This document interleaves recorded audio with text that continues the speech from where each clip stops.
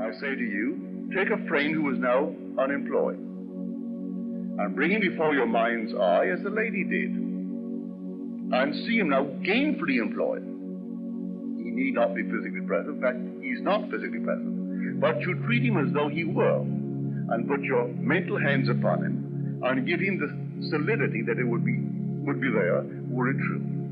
And then carry on a mental conversation with him from the premise that it is true. And hear him tell you that he is gainfully employed and that he loves what he's doing. There's such opportunity, such growth in what he's doing, and do nothing outside of that. Imagine that you are already the man that you would like to be, the woman you would like to be. Your friends are, total strangers are, as you would like them to be. Just imagine it, try it. Test yourself and see. Now, I see her in the audience tonight. Last Friday night, this sweet lady told me this story. She went into the baker to buy the usual things that we buy when we go to a bakery. And the lady who waited on her didn't look well. And she, without asking the reasons for her present appearance, in her own mind's eye when she got home, she talked to her as though she stood before her physically. She didn't sit down, she didn't relax, didn't go into a trance, just brought her before her mind's eye and heard her say that she felt so well. And she complimented her on the way she looked. She looked so well. And this was a communion between two souls, how she looked so well. And she believed in the reality of her imaginal act.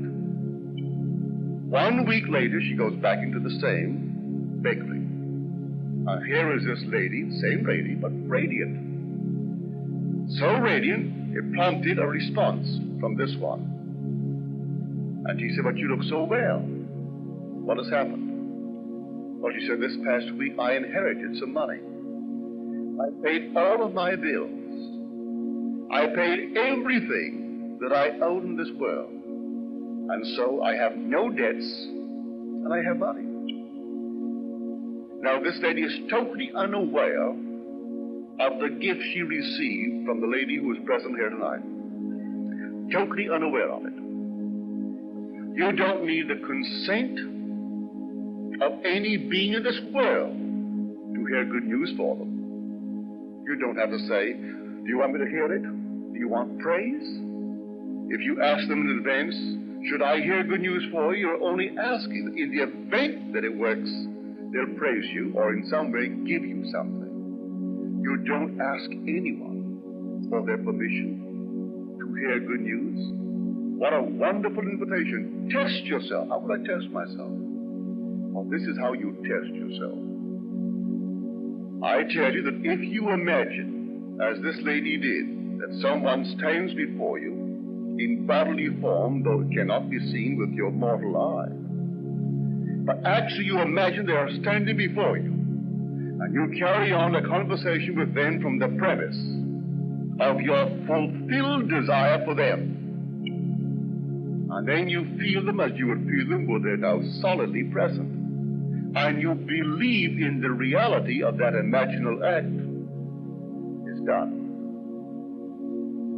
And how it happens, you need not be concerned. It has its own manner of externalizing itself within their world. All you need do is do it.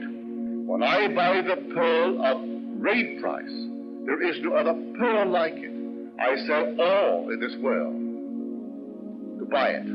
I sell all beliefs in powers other than my own wonderful human imagination. And everyone, because he has imagination, and everyone can imagine, and everyone can believe in the reality of his imaginal act, he is free. It sets a man free. So we are told, you believe my word, and abide in my word,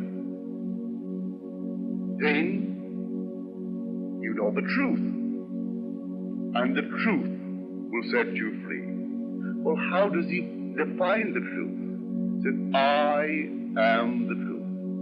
So he said, if you know my word, you know the truth, and I I am the truth. If you abide in this, then you'll be set free. It means that if I simply imagine that I am the man that I would love to be, that's all that I need you to just to try it. Imagine that you are already the man that you would like to be, the woman you would like to be.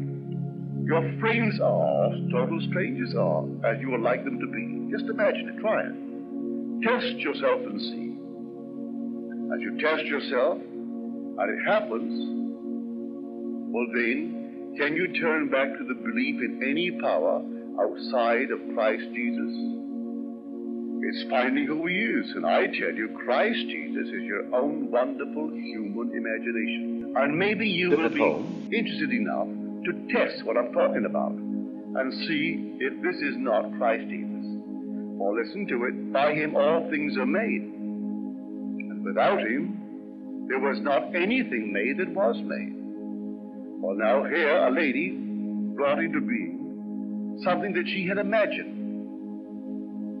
Without devising the means by which it would happen, she simply imagined it. Didn't she make it? She certainly made it, without the consent of the one for whom she made it. Well, if she made it, and all things are made by him, she then will say to herself, well, how did I make it? I only imagined it. Therefore, he must be imagination. And this being in action must be imagining. There it is. So she found him. She tried it again, and it worked. And someone tries it a third time, a 12th time, 100th time, and it works. If I say this to someone in the world, and they won't even try it, well, you know, in science, to demand proof before you're willing to make the experiment is nonsense. It's only through the experiment and its working out in performance that proof can be received by us. So to demand proof before I make the experiment is stupid. So, I say to the world, if there is evidence for a thing, then what the world thinks about it, or even wishes for it, is nothing to the point. Makes no difference whatsoever. What the world thinks about this, if I can prove it in performance,